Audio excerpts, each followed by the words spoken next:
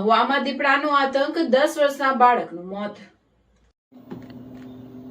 ભાવનગર જિલ્લાના મહુવા પંથકમાં દીપડાનો આતંક યથાવત જોવા મળી રહ્યો છે. મહુવા અને રાજુલા વિસ્તારમાં રાની પશુઓની વધતી દહેશત વચ્ચે વધુ એક કરુણ ઘટના સામે આવી છે. મહુવાના બાંભણિયા ગામે 10 વર્ષના બાળક પર દીપડાએ હુમલો કરી મોતની ઘાટ ઉતારી દીધું છે. ઘટનાને પગલે સમગ્ર ગામમાં શોકનો માહોલ છવાયો છે. મહુવા તાલુકાના બાંભણિયા ગામે રહેતા 10 વર્ષીય નિત્ય પ્રવીણભાઈ ગોંડલિયાર સાંજના સમયે પોતાના ઘરેથી મોભિયાણા ગામ તરફ આવેલી વાડીમાં જરા હતા. દરમિયાન અચાનક દીપડાએ બાળક પર હુમલો કરી તેને ઉઠાવી ગયો હતો. ઘટનાની જાણ પરિવારજનોને થતાં તાત્કાલિક બાળકની શોધખોળ હાથ ધરવામાં આવી હતી.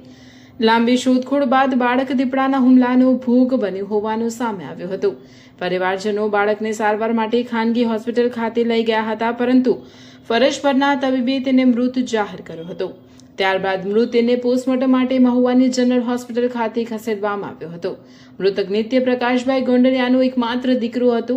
દીકરાના મોતથી પરિવાર પર આભ તૂટી પડ્યું છે. ઘટનાની જાણ થતાં બાંભણિયા ગામના લોકો મોટી સંખ્યામાં હોસ્પિટલ ખાતે ઉમટી પડ્યા હતા અને સમગ્ર પંથકમાં શોકની લાગણી ફેલાઈ ગઈ છે.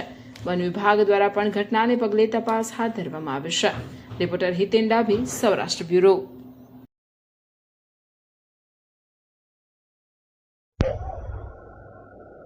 DG Gadhvi, range forest officer, Mahuva range.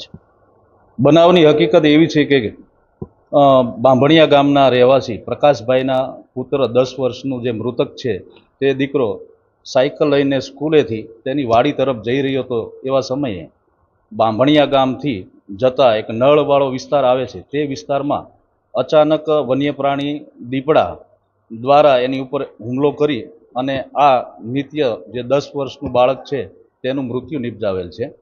આ બનાવની હકીકત મળતા વન વિભાગ દ્વારા અલગ અલગ rescue team, rapid action team, વેટરનરીની ટીમ સાથે સ્પોટ ઉપર અત્યારે આ વન્ય પ્રાણી દીપડાને પકડી પાડવા માટેની તજવીજ હાથ ધરવામાં આવેલ છે.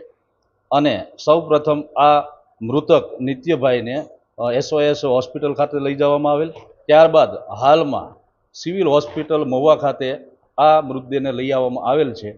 વન વિભાગ આ ઘટનાને ખૂબ જ ગંભીરતાથી ધ્યાને લઈ અને ખૂબ દુઃખ સાથે અત્યારે હાલમાં એના પરિવારને સાંત્વના આપે છે અને આ વન્ય પ્રાણીને ઝડપથી પકડી પાડવા માટે ચક્રો ગતિમાન કરવામાં આવેલ છે.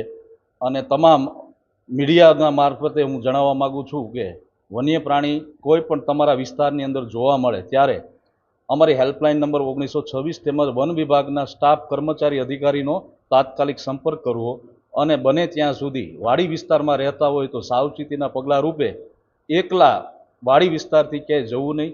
એકથી વધુ માણસોએ બેટરી, ટોર્ચ સાથે રાખવી અને આવા કોઈ વન્ય પ્રાણી તમને જણાય તો તાત્કાલિક વન વિભાગનો સંપર્ક કરવો.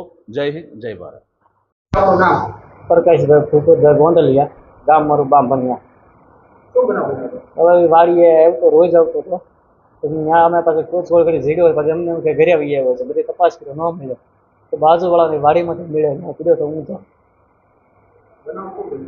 આ બનાવ જનાવર છે એવું લાગ્યું મને. ગમે હું દોડીને ત્યાં પહોંચ્યો એટલે જંગલી જનાવર એ ભાગી ગઈ. મારી પાસે ફોનની લાઇટ હતી ખાલી, એ કાંઈક દેખાણું મને શું હતું. હું ત્યાં થોડીક પહોંચ્યો, એ વસ્તુ વહી ગઈ. જનાવર બે હતા જનાવર. ચાલો અમે બધા ગામમાં બધી તપાસ કરાવ્યો, આખું ગામ ગોતતું કે એ ગામમાં જીડ્યો નહીં. પછી બધા વાડીએ તપાસ કરવા ગયા, તે વાડીએ આવ્યો તો એ ખબર હતી.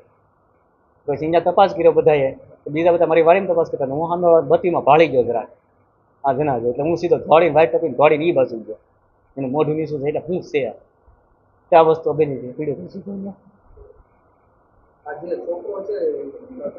મારે એક ને એક દીકરો છે, હજી 10 ઉંમર વર્ષ 10મું વર્ષ હાલે.